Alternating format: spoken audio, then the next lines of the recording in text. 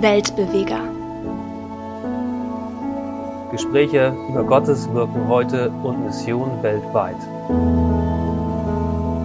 Herzlich willkommen, liebe Missionsbegeisterten da draußen. Ich begrüße euch zu einer neuen Folge von Weltbeweger, dem Podcast der Allianz-Mission. Hier berichten wir über Gottes Wirken weltweit und Mission heute. Heute geht es nicht nur um Mission heute, sondern um Mission in Zukunft und das global. Und dafür habe ich eine tolle Gesprächspartnerin zugeschaltet aus den Vereinigten Staaten. Dr. Gina Zurlo ist heute mit hier im Gespräch und das Gespräch werde ich mit ihr auf Englisch führen. Dr. Zurlo, welcome to the podcast and thank you for taking the time. Thanks so much for having me. Dr. Zurlo, you are Co-Director of the Center for the Study of Global Christianity at Gordon-Conwell Theological Seminary, and recently you spent a lot of time researching the role of women in global Christianity. So much questions, one might ask, why is this focus so important today? That's a great question. I think my motivations for doing the Women in World Christianity project were both professional and personal. So professionally, we have heard in academic research and studies for generations now, women make up the majority of church members around the world. And you would always have this statement, but then there would never be any hard data to back it up. So I kept running into these statements over and over, and they would say, yes, it's mostly women, but we don't know to what extent. So me thinking as a quantitative scholar, thinking there's got to be data somewhere, right? So that's kind of the professional side. But personally, you know, I am a woman of world Christianity, and I attend a lot of global Christian gatherings, lots of international conferences. And, pre-COVID, I had attended a series of such conferences. And over, I was one of just a handful of women in the room. And so I started to look around and think, I'm hearing that women make up the majority of churches around the world, but when I go to these gatherings, where are all the women? So it eventually just hit to a point where I said, enough is enough. Let's actually investigate this seriously and put some of these statements that people have been saying to the test and see, is it really true? Okay. So you already mentioned 2 points I'd like to dig deeper in later. The first is the big gap of data, of reliable data regarding gender in global Christianity. And the second point is the gap of possibilities of ministry and of theological education for women on a global scale. But before we dig deeper into that, in one of your recent talks, you opened with a course thesis that there would be no shift in Christianity to the global south as we know it without women. What are women, or how are women doing, believing, serving differently? That's a great question. And I think all of the excellent research, demographically, historically, theologically, about the shift of Christianity to the global south has really helped illuminate our understanding of what world Christianity looks like today. It's a majority non-Western faith, lots of indigenous expression, fabulous research. But what you rarely hear about is the gender dynamic. It's as if the shift to the global south is some genderless thing of just some numbers or just some people somewhere doing something, kind of an amorphous thing. But these are actual people doing actual things in actual places around the world in their actual contexts. Yes. And if you think of who have been the most active participants in Christian churches throughout history and today, it's women. I don't care where I go in the world. I don't care what denomination I'm talking to, what kind of Christian organization. I ask them, think about your home congregation. Is it majority men or women? And they're like, oh yeah, it's definitely women. But this is kind of an afterthought. So I ask people to describe their congregations to me, and they can tell me how old it is, how many people, what kinds of ministries they have, what the church potluck is like after the service on Sunday. But they never say, my church is majority women. So women have been this afterthought, I think, of church history and of churches today. And I think a lot of women are just taken for granted that they're the ones preparing for the Sunday morning service, or taking care of the children, or making sure things are clean, or organizing things, or keeping the calendar, or, keeping the books, right? So women are these active participants, even though both men and women tend to both be members of churches. So that's what I'm identifying as the participation gap. Yeah, men and women are both members generally, but women are far outpacing men in participation. But because they're not at the main decision-making tables, and or they're not the people at the front of the sanctuary, their contributions are not considered as central as those of men. So these are all different kinds of gaps that I have identified in this project. So, talking personally regarding the history of the Allianz-Mission, 143 years ago, the first missionaries going to China were women. But remembering or telling all the stories, that is nothing that is in focus. For me personally, I have been a pastor, and now I'm working with Allianz-Mission, but in my church, I'm leading the children's service because I think it's so important that men are doing this work also. But I'm the only one. I'm the only man. That's a personal story. Coming back to the big gaps, you show up with why? Is it a question? So for some areas of the globe, it might be a cultural question, a question of communities or cultures where women are generally not equal, and that is something you quoted from the UN Human Development Report from 2019, where it said, "Nowhere in the world have women attained complete equality." That's shocking enough to see that from a Western world of view. But if current progress continues, it will take 202 years for women to be fully equal. Why? When I saw that statistic in 2019, my jaw literally dropped, because you just think the world is progressing. Women are gaining more education. They have more opportunities. They have more employment that they can take part in. They're dying less in childbirth. Great. All these wonderful markers of progress. But then to see, the most global body tracking trends in gender equality say, actually, progress is slowing in closing the gap between men and women. And it's because the harder markers of equality are not being achieved. So great, fewer women are dying in childbirth, but women are not keeping pace with men in terms of higher levels of educational attainment, like PhDs and whatnot. They're not at the highest ranks of parliament, of governing, of politics, of business, of economics. And then we can apply this to the church too, right? Women are filling the pews, but they're not, quote unquote, climbing the ranks to be at the highest levels of decision-making bodies. So the same dynamic that we're seeing in all these different sectors of society, we're seeing in churches too. And I think there's three main barriers to women's access in this way. One you've mentioned is culture. And the culture question is hard because no one wants to make a statement about a particular aspect of culture that it's, quote, right or wrong or good or bad. That's a minefield. And so I don't want to get into that, but except for to say, if a woman feels called to do something, but cultural traditions are preventing her from doing it, that seems like a problem. And then the second is related to that, which is tradition. And Christianity has a long tradition of keeping men and women in different spheres, in different roles. So a lot of churches just kind of lean back on tradition and say, this is the way we've always done it.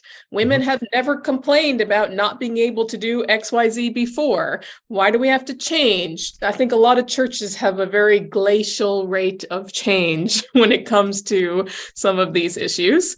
And then the third, and of course, these are all interrelated, is scripture, is particular interpretations of Christian scripture that put men and women in different roles. And scripture can be interpreted every which way, up and down, to fit whatever particular theological tradition your church is a part of, and that has been used to keep women out of these higher levels of leadership and decision making. So between culture, tradition, and scripture, it's no wonder that women are having trouble filling this gender gap. Okay, so let's ask, what are we missing? So talking in a kingdom mindset, saying that global Christianity is shifting to the global south, that we in the Western world, you in the US, me in Germany, we are no more the heart, we are no more the feet or the back of global mission, global Christian mission, but perhaps we are supporters, perhaps we are facilitators, something like that. What are we missing, not giving the majority of the Christian world population a stronger voice in how to do church in a global and local scale? I think a part of the problem is the decision-making table. Who's at the table? Who's making the tables? Who's setting the table? Who's cooking the food? What kinds of food? And who's at the table are all part of this problem. But I think if we don't have men and women together making these decisions, these gender gaps are going to persist. I'm not talking about some kind of reverse discrimination where we get rid of all of the men and women just run everything. There could be some benefits to that personally, but in theory, I'm not really saying that. I won't comment that. I really am saying equality of representation really does matter. Yes. And from one perspective, it's not hard to do. If you have a governing board of 6 people, it's not hard to put 3 men and 3 women on it. I guarantee you can find 3 women in your organization. Although if you really want to be representative of world Christianity, you really ought to have more women than men, but but that aside, if you don't have women's voices at the decision-making table, how can you take women's concerns seriously? I don't think we can assume that a group of men understand the uniqueness of women's experiences in the world and in the church. History tells us different. Yeah, absolutely. And so having women at the decision-making table is utterly critical because men need to hear them. Women need to feel safe to be able to tell what their experiences really are like. And there's a lot of trust building that has to happen because I think a lot of women don't feel safe to say, actually, when you said X or Y, that was really offensive to me, or I don't feel safe in this space because of how I've seen this person interact with this person, or all these kinds of dynamics that maybe women are a little more attuned to than men are. And so what happens in these decision-making bodies ripples throughout the organization, whether both locally and globally. So if you're a mission organization in the West and you're having trouble listening to the female voices in your own context, how on earth is anyone in your organization elsewhere in the world having a model to do the same somewhere else? Never mind the cultural and tradition of those local places that generally have even more strict rules about what men and women should do. So we have these compounding factors. So I think having models to really show what partnership and listening and hearing really looks like is such a critical starting point for this. Do you experience, you said you're traveling a lot and when listening to your talks, and I suppose when your book regarding this topic will be released in, I think, October of this year, there will be a lot more to be read about it. Where globally do you experience positive examples of women being at the decision table? That's a great question. I think what I'm seeing more often is women creating their own tables when they're excluded from the official tables. Right. So why historically has mission been majority women? right? So Dana Robert estimated the 19th century American missionary movement, 2/3 female. Why? Well, because they were excluded from pastoral leadership opportunities in their home churches, but they were allowed to do all the same functions of a pastor overseas that they weren't allowed to do, which is both sexist and racist, frankly. So they made their own tables. They created their own boards. They were highly successful. They were great with money. They sent out pioneer missionaries and Bible translations. I mean, really incredible stuff. They created their own tables. And I see that happening today. So women who are Christian women engaging in peace building work around the world. Most global peacemaking organizations and bodies have very few women at the decision-making table, even though in times of conflict, it's women and children who are most acutely impacted because of militarization and all kinds of issues. Yet they're not at the official table. Well, what do? They create grassroots organizations. They create side conversations. They work through their local communities and networks to say, the men are talking about XYZ, but we know that ABC is really going to get something done here. So we're just going to go ahead and do it. So I see that more frequently, that women are just more likely to cross boundaries, whether it's a religious boundary, ethnic boundary, generational boundary, to do the work that needs to be done. And there's pros and cons to this, I think. It's great that women feel empowered to create these spaces for themselves. And I love that. And it is empowering, and they do get things done because of it. But they're still being excluded from the main decision-making bodies, from the top level, the international organization, whatever it is, that people perceive as being more powerful, more influential. So I think there's room. The world's a big place to have both these women-only spaces where women can get a lot done, and to have women's participation and influence and expertise and intelligence in these higher-level decision-making bodies. Okay, so what I take out what you're explaining is two tasks for us in the minority world would be the first thing, to living in that parts of this world where equality is, and perhaps I'm very wrong, is nearer to being reached, that we take the opportunity to show our partners in the rest of the world how women can be at the decision-making table. And the other task for us would be to start listening. Start listening to those who, with grassroots movements, with creating their own tables, with creating home church networks in China, or believers meetings in the Arabic world, listening to those women and how they do church their way, right? Yes, and fortunately, there are many examples that the West can be listening from for women. So the Circle of Concerned African Women Theologians, these are powerhouse women theologizing and serving as activists and thinking about the next generation, making explicit connections between gender rights, biblical studies, theological reflection, climate crisis, peace building, you name it. I mean, this is holistic Christian life and experience. And so we need Western Christians to be reading the theology from the Circle. From Pan Autumn of Pacific Islander, Asian American women. Like, they're creating spaces to theologize, to support one another. They're producing materials that really ought to be read by the rest of us. And I think in theological education in the West, there's not a lot of space for those voices still. There's still a lot of work that needs to be done. So the work of Pan Autumn, the work of the Circle, should be core to our theological reflection in the world today of what it means to be part of this global Christian community, not marginal or not absent, surely. This material should be core if we really want to be global Christians.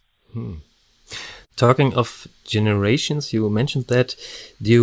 In your researches, do you notice generational differences in the attitude towards women's role in Christianity, particularly among younger believers, those we call Generation Z? Yeah, I think we are seeing a greater push towards equality in the sense that it's just natural for them to want to see men and women working together, right? But I think there's a frustration generationally also, where every generation of women feels like they have to fight the same battles over and over again. So I'm a millennial, but my boomer parents had to fight for things that I feel like I'm still fighting for. And I have daughters who are teenagers, and I feel like, are they going to have to fight the same things that I'm fighting now? So there's this gender equality fatigue. I'm doing my best to fight the fights so that my daughters don't have to, but I have this sinking feeling that they're going to have to either fight a different set of battles, maybe, or maybe they're going to keep fighting the battles that I'm fighting now because, again, of this glacial rate of change. It might take more than 2 or 3 generations to get to the vision of what I hope this could be. And I don't know if I'm going to see it in my lifetime or my children's lifetime. Glacial rate. I like that expression. Yeah. I wanted to ask you what shifts needed to be done to let your daughters experience gender equality within their lifetimes, but I guess you already answered that it might possibly be that they won't experience it in their lifetimes, and we already pointed some steps out towards equality. Something about you, hearing talks from you, reading about you, I was fascinated that on the one hand side, you're the co-editor of the World Christian Database. You are globally conducting research. You seem to love numbers, hard facts, as you said. But in your talks, you also invest to show what you call the human face of statistics.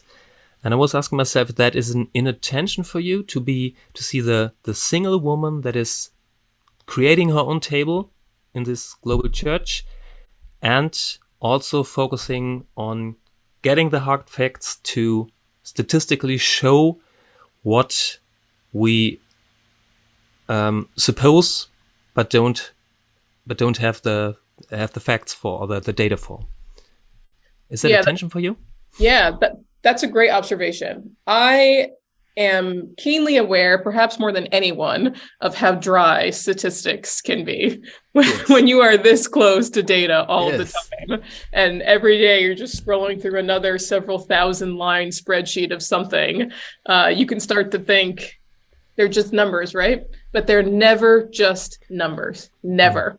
And that was a point that my predecessor, David Barrett, made when he pioneered all of this research and produced the first edition of the World Christian Encyclopedia. He put in the preface of this book that he purposely included photos of Christians in every country of the world to show the human face of statistics. There are 100 Christians in a country and you're one of them and you leave, now there's 99. That's the level of work that we're doing here. And I think keeping the human element of this really helps ground me as a researcher and just as a person to keep in mind, we're talking about real people, real lives, real contexts here. And the shift of Christianity to the global south, one of our major findings, has real implications. If it's just numbers, it's hard to tease out those implications. So I think keeping that human side to this kind of work is really utterly critical to communicate the data effectively and to enact change with it. We were talking about the World Christian Database. So for those of our listeners or readers who don't know it yet, what is the World Christian Database? And for those who also love numbers, perhaps on an operational level, how is it possible to get numbers for global Christianity? So the World Christian Database is an online tool where users can look up every country, every continent, every denomination, and get statistics past, present, and future on what the trends are. And there are 3 major sources of data in the World Christian Database. So the first is government censuses. So that's where we get information where a religion question is asked. We can get religion data from there, ethnicity data, language data. So most countries are asking information about all of their constituents every 5 or 10 years. The next is social scientific surveys and polls. So we track pretty closely with the social science world to see what kinds of questions are they asking about religious belief and practice that can help us kind of fill out our understanding of how religion is changing around the world. And for the Western world, there's a ton of research about secularization.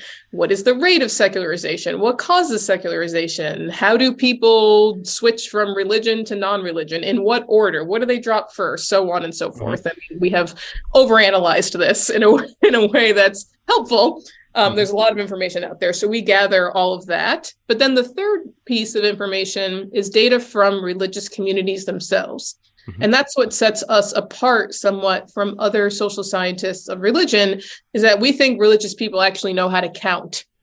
And so Christian churches and networks and denominations, I mean, I was just looking at some before we had our conversation. There are statistical reports and online databases and longitudinal analyses, and they're producing lots and lots of information. And you can see the trend lines through there. So we're gathering all of this kinds of information. We're triangulating it. We're weighing the sources to come up with our best estimates for affiliation to every religion and every country of the world, and then within Christianity down to the denominational level, so that we can tell you with some level of confidence how many Methodists are in every country, how many Pentecostals, how many Lutherans, so on and so forth. So that's really the core of who we are and what we do at the Center for the Study of Global Christianity.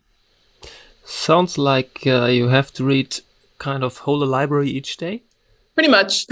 Okay. So yeah. How big is the team? So shockingly, our full-time team is only 3 people.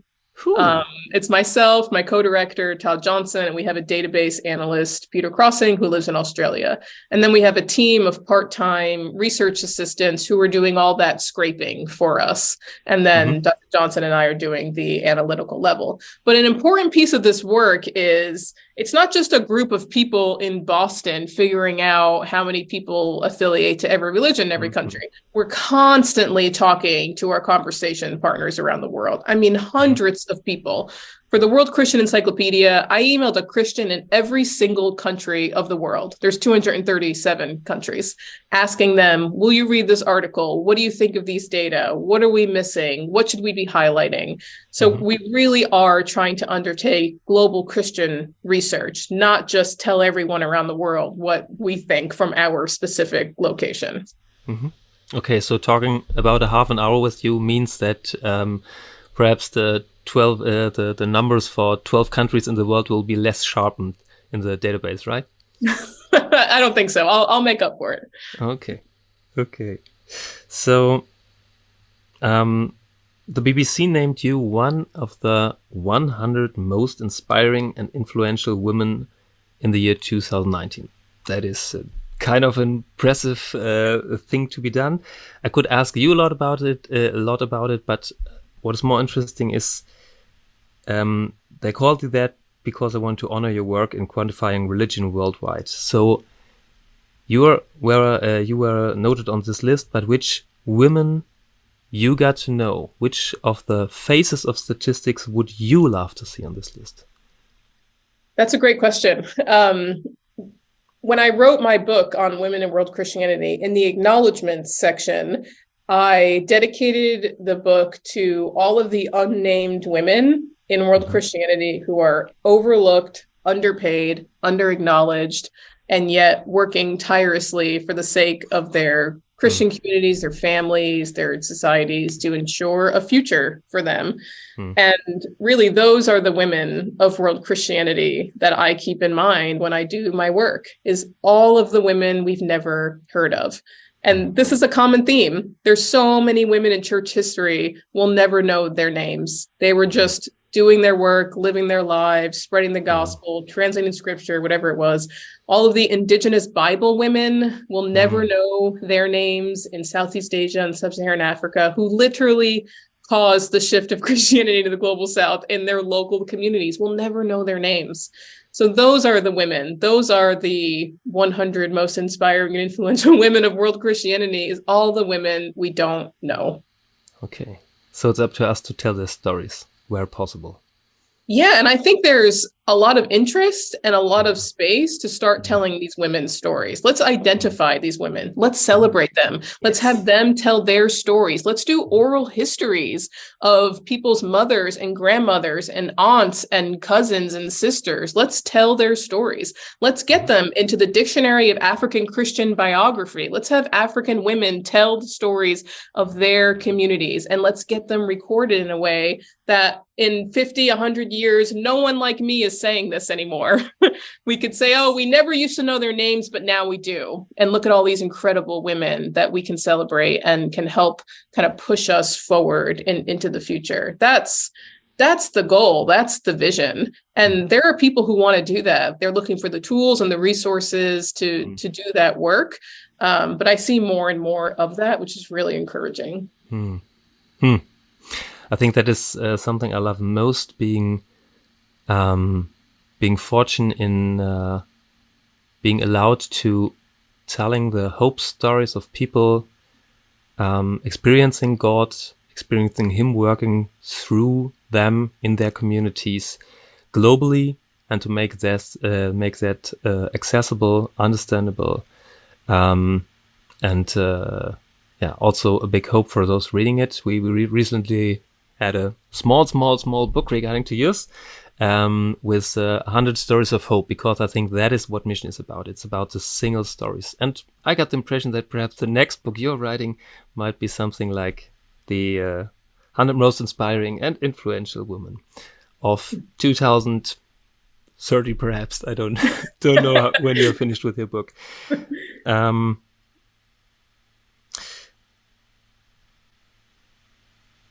You are all ready to start a second round, because one thing I already mentioned at the beginning is you digged so deep into all the numbers available, and you experienced this big data gap. And you in your talk you quote studies from Benin, from Mozambique, from Korea or China, which justify the assumption that 2/3 or 3/4 of Christians in the world are active female members. What will be the second round in the Woman in World Christianity project about? What are your expectations and hopes for it? My goal in the second round is to further nuance this gap between membership and participation, because the results from the first round of the project are correct, but they're not very interesting, I will say. So, for example, and I feel okay saying that. So my study found that African Christianity is 52% female by membership. Now, if you tell anyone who knows anything about African Christianity that the churches are 52% female, they will laugh at you. And I know this because they have laughed at me, and that's fine. But the reason why that exists is because of a lack of on-the-ground data to really get at this nuance of, yeah, maybe men and women are both members, but without women, this whole thing would utterly collapse. So the data set I produced doesn't communicate that reality the way that I want it communicated. So that's why I want to do this next round, to really get at that nitty-gritty level, to show they're not just quote unquote 52%. One, there's probably more data out there that I can find to get at these higher numbers. But two, it's the participation piece. How can we show that women are showing up more, that they self-identify as religious more, that they pray more, that their whole lives, in a sense, revolve around this religious community in a way that's just not true for men? So this is the reality that I really want to tease out in the next part of the project, so that we can say, using the highest levels of social scientific data and methods, I did the thing, I replicated the Pew Research Center study. Global Christianity is 52% female. Great. But from this other perspective, this is where you really see world Christianity as a women's movement. So I want to be able to have both sides of the data to really illuminate the global situation better. Okay, so get global data, 3 persons. For how long are you thinking about this second round? Well, right now it's only a year, so I don't have a lot of time.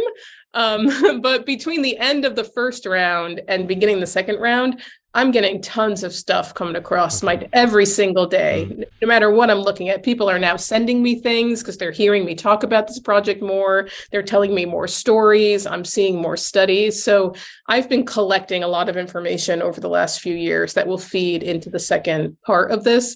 But I do have some pretty lofty goals for the next year. So a year from now, hopefully I will have some more interesting findings on world Christianity as a women's movement. Well, I guess the findings represented us today were already pretty impressive and very interesting. Thank you very much. Directing toward the end of our conversation, your heart is showing the personal face of statistics, telling stories of hope. For you personally, where and how do you experience God working with this vast and complex statistics? When I see people living out what they feel called to do, that's where I see God. I see God in reason and personal experience, in people flourishing and being fulfilled and saying, hey, I saw this issue and I came with a solution and I want to solve it. Or I feel like I really have the gifts of leadership and, want to serve in this way. And when I see people living out and acting in ways that they are just so clearly created to be and to do and to serve, I mean, what is more beautiful than that when you see people flourishing for the sake of others, right? And that's what we see in global Christianity, is this constant reaching out towards others and trying to improve society and trying to strengthen families and communities. And that's one of the things that keeps me going in this work, despite the data gaps and the discouraging data and how difficult it can be. It's the people who are pushing through all of that noise to do the thing they know they've been gifted to do. That's a beautiful thing. Thank you. There would be so much more to be told or asked for all our listeners and readers. I'll put the link to your talks on YouTube in the show notes, as well as a link to your book that will be released in October. So who wants to dig deeper into this topic has the ability to do so. We always finish our podcast with the hardest task. This is to finish with one sentence. Which one sentence would you like to share with our readers and listeners, both female and male? One sentence. That is very difficult. Oh, it's already passed. No, okay. My one sentence is that context matters. Danke für Ihr Interesse und dass Sie so Teil von Gottes weltweiter Mission sind.